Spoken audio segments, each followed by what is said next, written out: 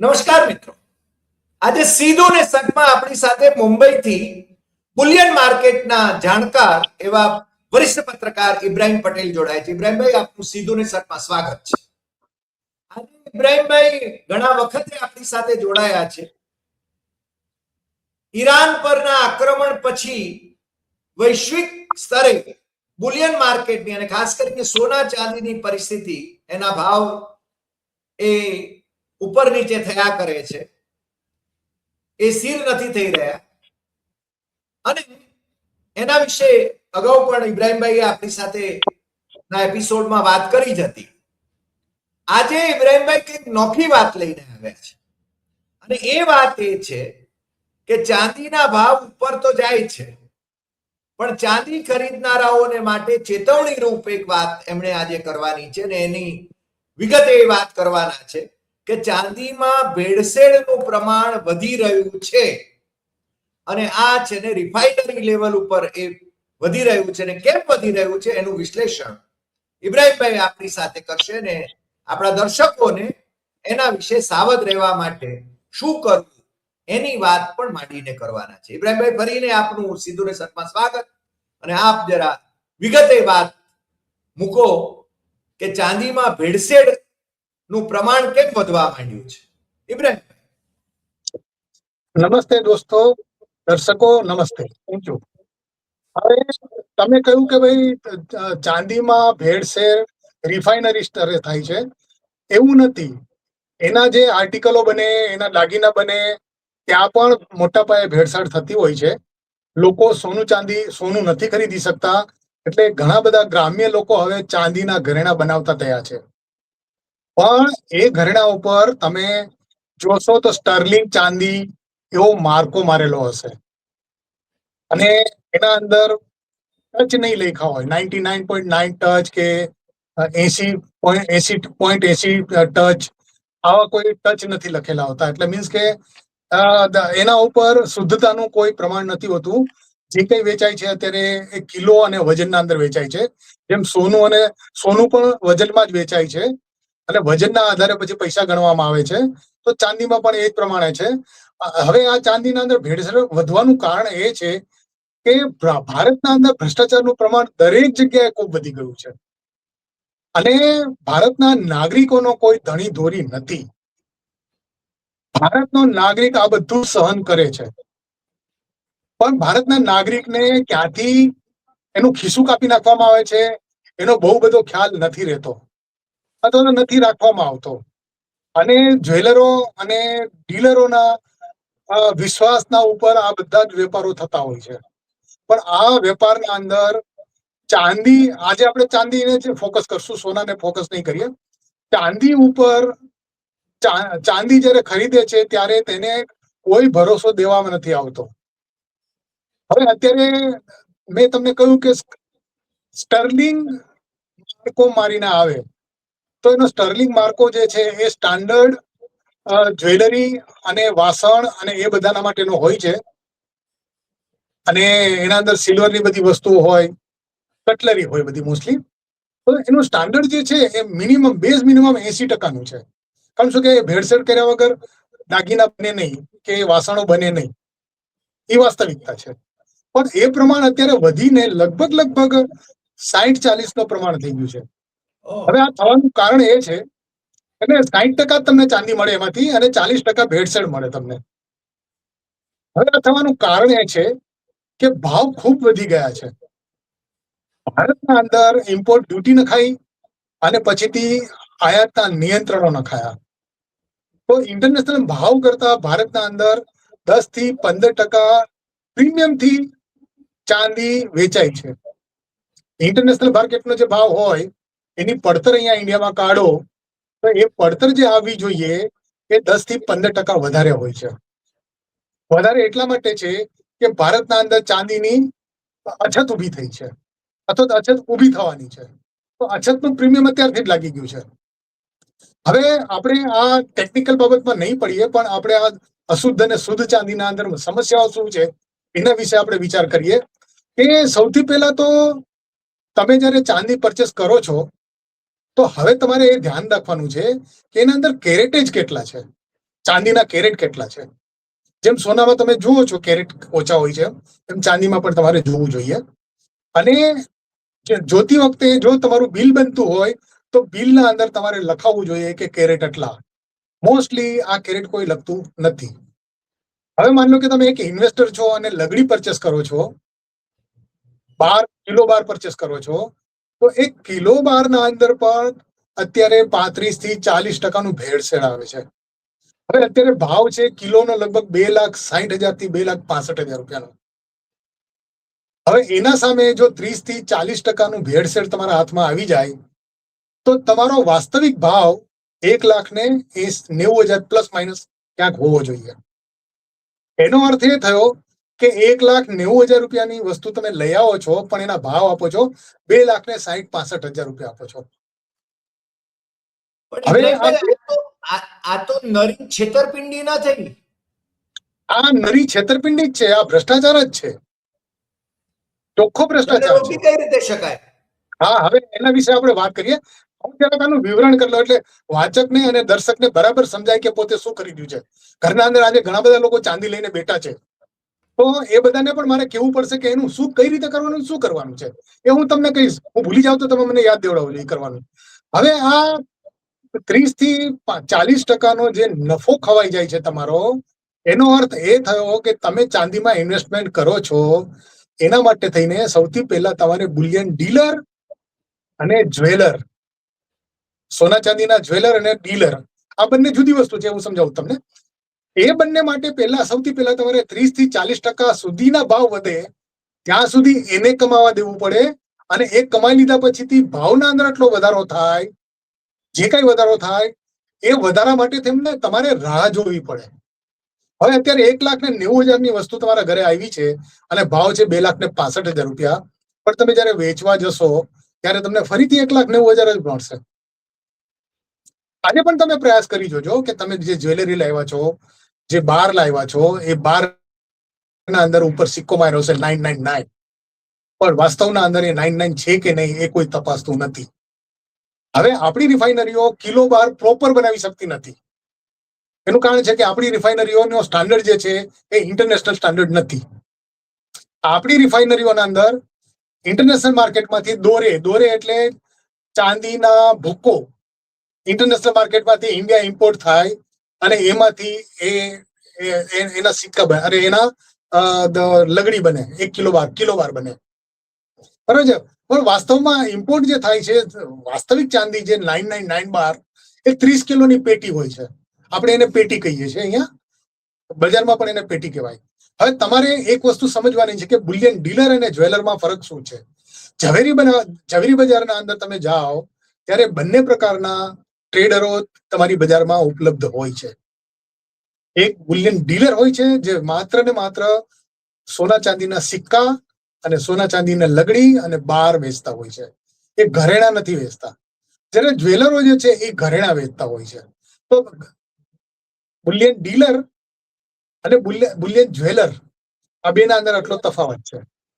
હવે આ જે ભ્રષ્ટાચાર જે થઈ રહ્યો છે એ દરેક તબક્કે થઈ રહ્યો છે, not only one, each and every તબક્કે થાય છે. માન લો કે તમે તમારો દાગીનો વેચી આવ્યા, તમને ભીડ પડી અને ઘરનો દાગીનો કે વાસણ તમે વેચી આવ્યા, તો આ બધો દાગીનો અને વાસણ ફરી પાછો રિફાઇનરીમાં જશે. રિફાઇનરી એને શુદ્ધતામાં લાવશે, શુદ્ધતામાં લાવીને એને ફરી પાછું એના અંદર ભેળસેળ કરીને તમને એ જે ડીલર છે અથવા તો એને પરચેસ કર્યું હશે તો એના ઈ બાર બનાવી નાખશે. હવે બાર બનાવ્યા પછીથી ઘણા જ્વેલરો અને ઘણા બુલિયન ડીલરો એના પાસેથી પાછી એ ચાંદી માંગતા હોય છે વેચાણ માટે થઈને. હવે જયારે માંગે ત્યારે એ લોકો આગ્રહ રાખતા હોય છે રિફાઇનર પાસેથી કે આના ઉપર તમે 999 ના અમને સિક્કા મારી આપો. હવે આ સિક્કા 999 હોવા છતાં પણ એ સિક્કાઓમાં શુદ્ધ ચાંદી હોતી નથી. હવે આ ન હોવાનું કારણ એ છે કે ભારતના અંદર ચાંદીને શુદ્ધ છે કે નહીં, અશુદ્ધ છે એ જાણવા માટે થઈને કોઈ વ્યવસ્થા તંત્ર નથી. આખા ભારતના અંદર કેરેટેજની શુદ્ધતા માપવા માટે થઈને, ટચ માપવા માટે થઈને 286 સ્ટાન્ડર્ડ બ્યુરો ઓફ સ્ટાન્ડર્ડ એના પહેલા હોલમાર્કિંગ કરવાવાળી લાયસન્સધારી ટેસ્ટિંગ સેન્ટરો હોય છે. તો આ ટેસ્ટિંગ સેન્ટરોના સામે એના પાસે કોઈ જતું નથી મોટા ભાગે, સમજ્યા? ઇન્ડિયાના અંદર અત્યારે આખા ભારતના અંદર 286 સિલ્વર હોલમાર્કિંગ સેન્ટરો છે. ઓનલી 286. સોનામાં જે છે 1595 હોલમાર્કિંગ સેન્ટરો જે આપણે બ્યુરો ઓફ સ્ટાન્ડર્ડના લાયસન્સથી ચાલતા હોય છે.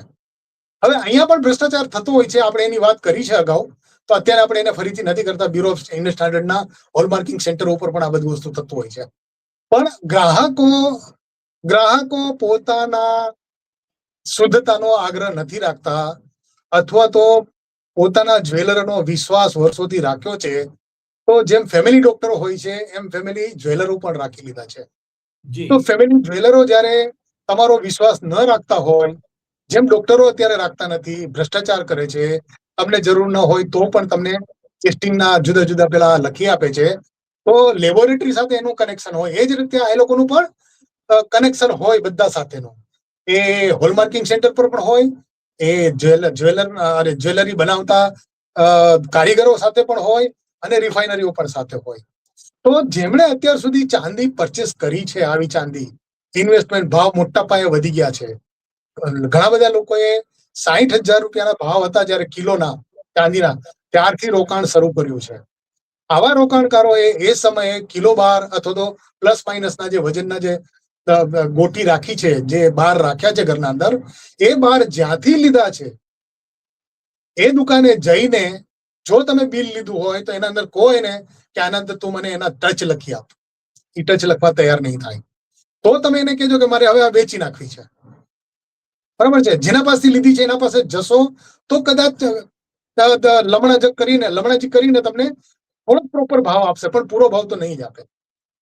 નેવર, કોઈ દિવસ 2,60,000 રૂપિયા નહીં આપે. 2,60,000. એક મિનિટ. તમે માત્ર ચાંદીમાં જ નહીં, સોનામાં પણ જો 999 નો માર્કો હોય તો પણ ભેળસેળ હોય છે એમ કહો છો? હા, એમાં પણ હોય છે. તો ભરોસો કોનો કરવો? તમારે ભરોસો તમારી જાત ઉપર કરવાનો, તમારે એટલા સમૃદ્ધ બનવાનું, અને તમારે એટલા બળવાખોર બનવાનું. કારણ શું કે તમારા પૈસા બીજું કોઈ આ રીતના લૂંટી જતું હોય અને તમે આંખો મીચીને બંધ આંખે બેસી રહેતા હોય ને અમારા જેવા લોકો તમને સમજાવતા હોય તો પણ તમે સમજવા તૈયાર ન થાઓ, તો પછી તો તમે જે તમારા સામે જે ભ્રષ્ટ માણસ છે ને એ તમને લૂંટવા તૈયાર જ બેઠો છે અને તમે કાંઈ નથી કરી શકતા. તો આજે પણ જે લોકોએ ચાંદી પરચેસ કરી છે, જો એ લોકોએ રોકડામાં પરચેસ કરી હશે, રોકડ ભાવથી પરચેસ કરી હશે, તો એમને તો કોઈ દાદ નથી આપવાનું. તમે જેના પાસેથી લીધી છે એ દાદ નહીં આપે. પણ જો તમે બિલમાં લીધી છે તો બિલના અંદર થોડું સંરક્ષણ તમને મળી શકે છે. તમે કોર્ટમાં કેસ કરી શકો છો, તમે ભ્રષ્ટાચાર સામે એના સામે આંગળી ઉઠાવી શકો છો, બધું કરી શકો છો. પણ એના અંદર જો કિલો બાર લખ્યું હોય અને વજનથી જ તમને એ લોકોએ ભાવ ગણીને આપ્યા હોય તો હજી પણ એ બિલ લઈને તમે જાઓ તમારા બુલિયન ડીલર પાસે અથવા બુલિયન જ્વેલર પાસે, ત્યાંથી પણ તમે આ લગડી કે જે કઈ પરચેસ કર્યું છે એને કહો કે આના અંદર અમને ટચ લખી આપો, આના અંદર કેરેટેજ લખી આપો. કારણ કે જયારે વેચવા જશો ત્યારે કેરેટેજ ઉપર તમને પૈસા મળવાના છે, કિલો ઉપર નથી મળવાના. ભાવ ભલે અત્યારે કિલોના ભાવથી બોલાતા હોય. ઇન્ટરનેશનલ માર્કેટના અંદર અત્યારે ભાવ છે $73 કે $74. $1 નું કાઉન્ટ કરીએ છીએ તો $1 ચાંદી વધે ઇન્ટરનેશનલ માર્કેટના અંદર, જેનું વજન હોય છે 31.1034 ગ્રામ, એટલે 1 ounce. હવે આ 1 ounce નો ભાવ $73 થી $74 અત્યારે ચાલે છે, જે એક તબક્કે વધીને $110 થયો હતો. અને ભારતના અંદર લગભગ 4.25 લાખ રૂપિયાનો ભાવ થઈ ગયો હતો. અત્યારે આ ભાવ ઘટીને 2,60,000 રૂપિયા છે. તો જે લોકોએ નાના ભાવથી લીધું છે એને મોટો નફો છે, પણ ઊંચા ભાવે જે લોકો લીધું છે એ લોકો તો ફસાયા જ ગયા છે.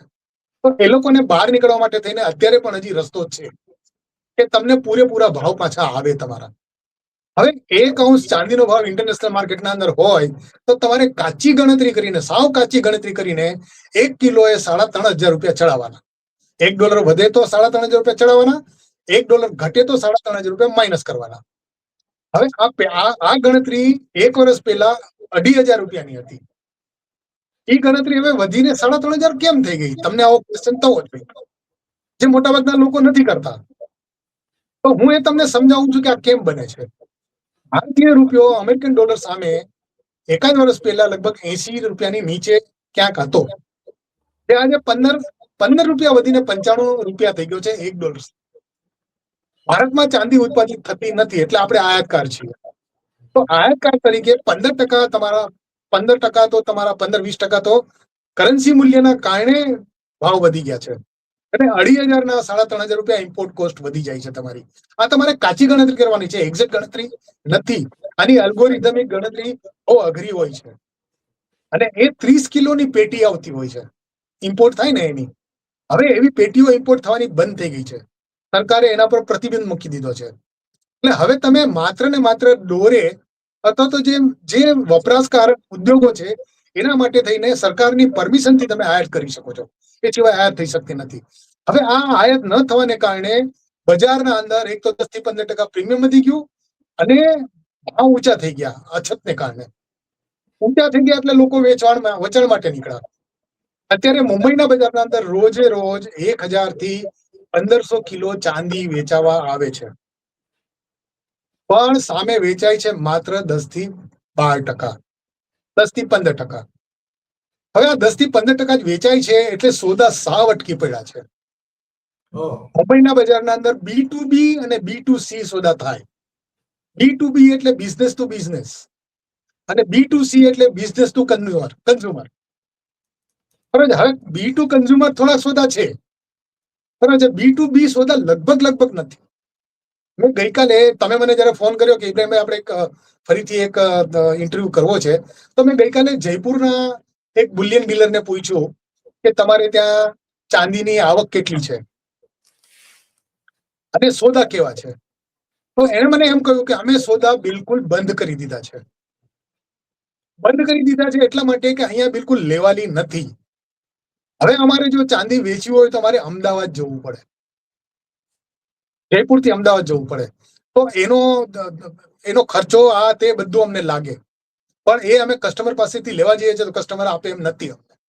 તો અમે અત્યારે સોદા લગભગ બંધ કરી દીધા છે. તો આ જયપુરની વાત છે, એવી મુંબઈની વાત છે, ને એવી અમદાવાદની વાત છે, ને એવી દેશના મોટા મોટા સિટી અને નાના નાના ગામડાઓની વાત છે. ખાસ કરીને અત્યારે જે આપણા ખેડૂતો છે એને અત્યારે ખેતીનો સમય છે, વરસાદનો ટાઈમ થઈ ગયો છે, એટલે એ લોકોને ચાંદીના રોકાણ કરેલા જે પૈસા છે, સોનું તો જે ખરીદ્યું હશે એ ખરીદ્યું હશે, પણ મોટા ભાગે હવે ચાંદી ખરીદતા હોય છે ગ્રામ્ય ખેડૂત. તો આ બધા વેચવા આવ્યા છે. એ લોકોને પૈસાની જરૂર છે, એ લોકોને ખેતીના અંદર ઇન્વેસ્ટમેન્ટ કરવાનું છે, બી લાવવાના છે, ફર્ટિલાઇઝર લાવવાનું છે, બીજી બધી વ્યવસ્થા કરવાની છે, મજૂરો લાવવાના છે. તો એ પૈસા બધા એ લોકો સિલ્વરના અંદર અને સોનાના અંદર જમા રાખતા હોય. તો આવી ચાંદીનું વેચાણ માટે થઈને બહુ આવી રહ્યું છે. હવે આ વેચાણ આવી રહ્યું છે, પણ સામે એ લોકોને પૂરતા ભાવ નથી મળતા એટલા માટે એ લોકો એમ કહી દે છે કે ભાઈ આ ચાંદીના અંદર તો આટલી ભેળસેળ છે. હવે ખેડૂત જવાનો ક્યાં? એટલે એને જખ મારીને લેવું પડે છે.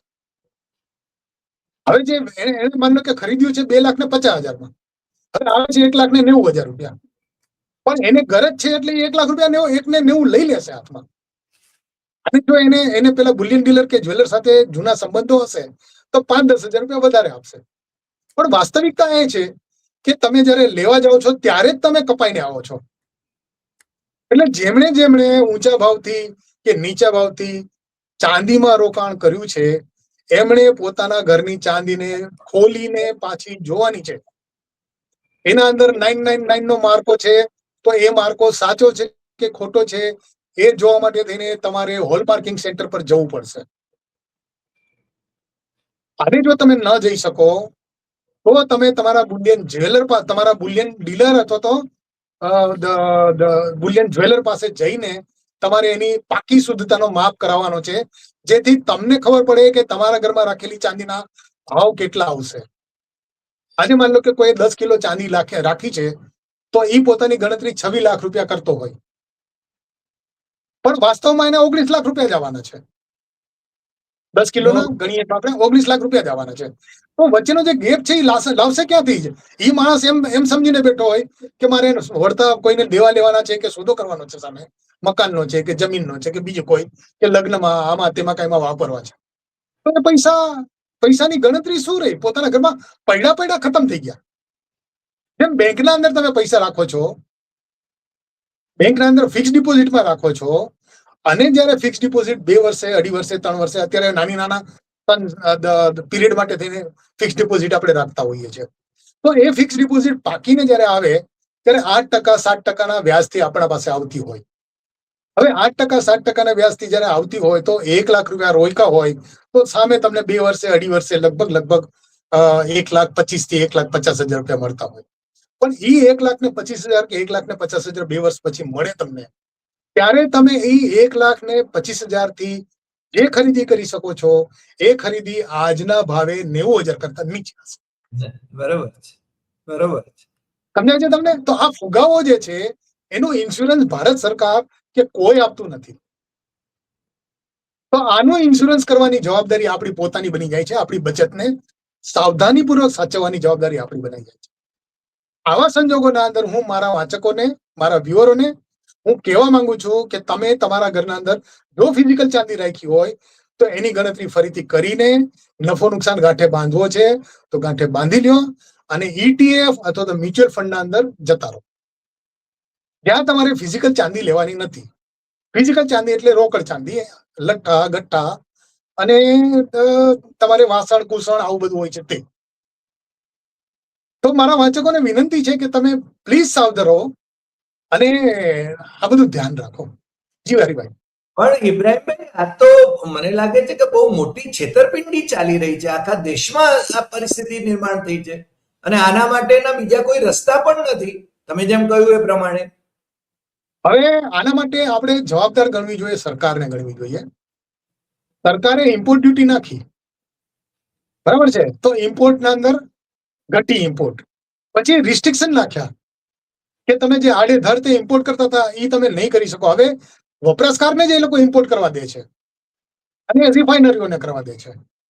તો દેશના અંદર મોટા પાયે અછત થવાની છે એ લોકોને ખબર છે, અને ભાવના અંદર 10 થી 15% પ્રીમિયમ આવવાનું છે એ પણ સરકારને ખબર છે. તો શુદ્ધતાનું ધ્યાન કેમ નથી રાખતી સરકાર? અને 286 હોલમાર્કિંગ કેમ ચાંદીના? સરકારે આ વ્યવસ્થા પેલા કરવી જોઈએ. જે આ વ્યવસ્થા નથી કરી એના કારણે ગ્રાહકને અત્યારે આપણું ભારતના અંદર ભ્રષ્ટાચારનું જે પ્રમાણ જે છે એ વિશ્વમાં સૌથી વધુ પ્રમાણ આપણે ત્યાં છે, બરાબર છે. આપણા ત્યાં સરકાર આપણને જે ભ્રષ્ટાચારના આંકડા આપે છે એ આંકડા એના કાગળિયા ઉપર હોય છે, પણ વાસ્તવના આંકડા તો તમે જ્યારે પરચેસિંગ કરવા જાઓ કે વેચાણ કરવા જાઓ ત્યારે તમારા સામે ભ્રષ્ટાચારના આંકડા આવે. સાચી તો આ વાત. ભ્રષ્ટાચાર રોકવા માટેની સરકાર કાંઈ કરતી નથી. હવે આ 286 હોલમાર્કિંગ છે એ વધારવા માટે થઈને અત્યારે બુલિયન જ્વેલરો અને રિફાઇનરીઓ સરકારને ધમધમાવી રહી છે, પણ સરકારે હજી સુધી એ લોકોની અપીલને કે એ લોકોની માંગણીને ધ્યાનમાં લીધી જ નથી. તો આનો અર્થ એ થયો કે સરકાર પોતે જ ભ્રષ્ટાચાર કરવા દઈ રહી છે.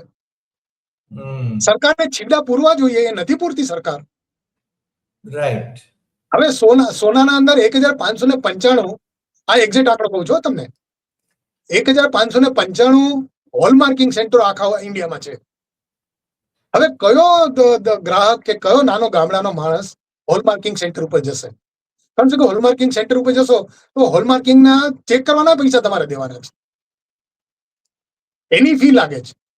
કારણ કે હોલમાર્કિંગ સેન્ટર જે લઈને બેઠો છે એને ખર્ચા તો હશે ને, એને નફો તો કરવો હશે ને, તો એના પૈસા લાગે છે. તો સરકાર જ્યારે કોઈ કાયદોનું નિર્માણ કરે છે તો એના પહેલા ગ્રાહકોને વિશ્વાસમાં લેવા જોઈએ, નાગરિકોને વિશ્વાસમાં લેવા જોઈએ કે અમે જે કંઈ કરવા જઈ રહ્યા છીએ એ આ માટે કરવા જઈ રહ્યા છીએ. ચૂંટણી પતી એ પહેલા કેમ ના વિચાર્યું? અને શું કામ ચૂંટણી પછી વિચાર્યું? શું કામ? કારણ શું કે ભ્રષ્ટાચારનું પ્રમાણ ચૂંટણી પછી એટલું બધું વધી ગયું કે જેની કોઈ સીમા નથી. હવે સરકાર અત્યારે કાંઈ કરી શકતી નથી આના અંદર. ક્યાં ક્યાં છીંડા પૂરવા જાય? સરકારી રાજકારણ રમે, એની ઇલેક્શન લડે, કે તમારી બધી વ્યવસ્થા ગોઠવવા જાય? તો ભારતની આવી પરિસ્થિતિ થઈ ગઈ છે. મારે એક પત્રકાર તરીકે આવું બધું બોલવું પડે છે. મને નાલેસી લાગે છે, મને શરમ આવે છે કે મારી સરકાર વિરુદ્ધ હું આ રીતના બોલું છું. પણ હું એક નાગરિક પણ છું. નાગરિકો મારા મિત્રો પણ છે, મારા વ્યુઅરો. સાચી વાત કહેવી, સાચી વાત લોકોને જણાવવી, એમને જાગતા કરવા, એ પણ આપણી ફરજ ખોટું નથી. રાજકારણીઓને તો આ ખાસ સાંભળવાની જરૂર છે. યસ યસ, વિધાનસભ્યો, ધારાસભ્યો, સંસદ સભ્યો બધાને આ સાંભળવાની જરૂર છે. સાચી વાત છે. ઇબ્રાહીમભાઈ, આજે આપ અમારી સાથે જોડાયા અને આ ચોંકાવનારી બાબતો આપે જણાવી એ બદલ આપનો ખૂબ ખૂબ આભાર. લોકો જાગે એવી આપણે અપેક્ષા કરીએ. ચાંદી સોનામાં પણ ભેળસેળ થઈ રહી છે અને ખુલ્લેઆમ ભ્રષ્ટાચાર વધી રહ્યો છે. એ બાબતને નાથવા માટે સરકારે પગલાં લેવાની જરૂર છે, પરંતુ સરકાર એ બાબતમાં કંઈ કરતી નથી એવું પણ અત્યારે તારણ મળે છે. આજે આટલી વાત. ફરી મળીશું નવા એપિસોડમાં નવા વિષય સાથે. નમસ્કાર.